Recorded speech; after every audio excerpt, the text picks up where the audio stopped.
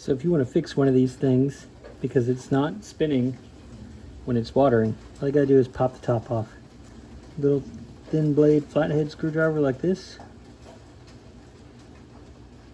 Put it in this groove here.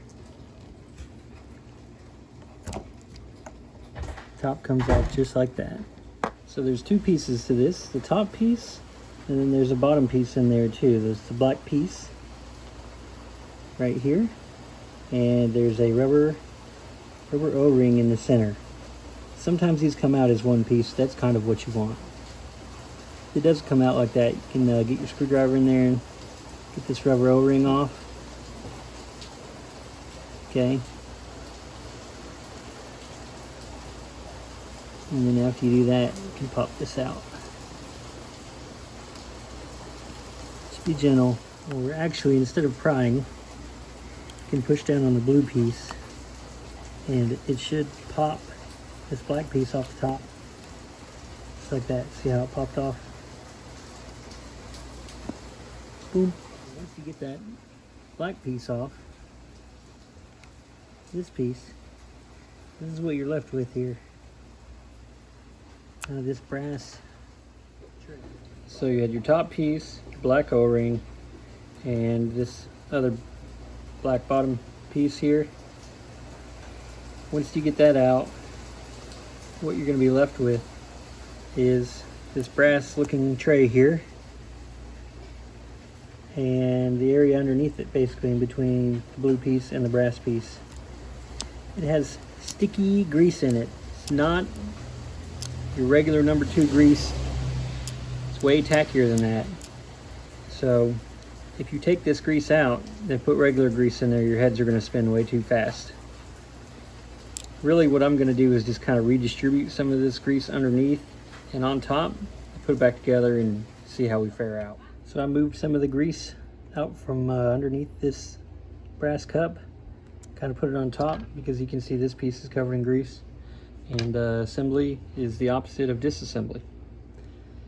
By the way, I've done this with another head several times. Everything pops back together and it stays like it should.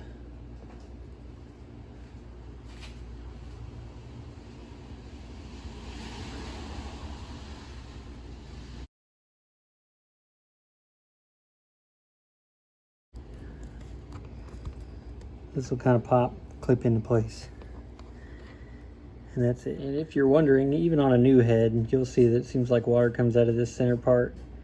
On this head when it's running, they do that on the brand new ones as well. I'm not sure exactly how that works, but I'm not even sure exactly how the grease in that black piece with the holes in it contributes to the operation, but just want to let you know that's normal for the water to come out of the top. So now that I've moved some of that grease around, this head is rotating again just like it should. Not sure exactly what happens in there to maybe just get the piece of trash, I'm not sure. Yeah, make it stop working, but it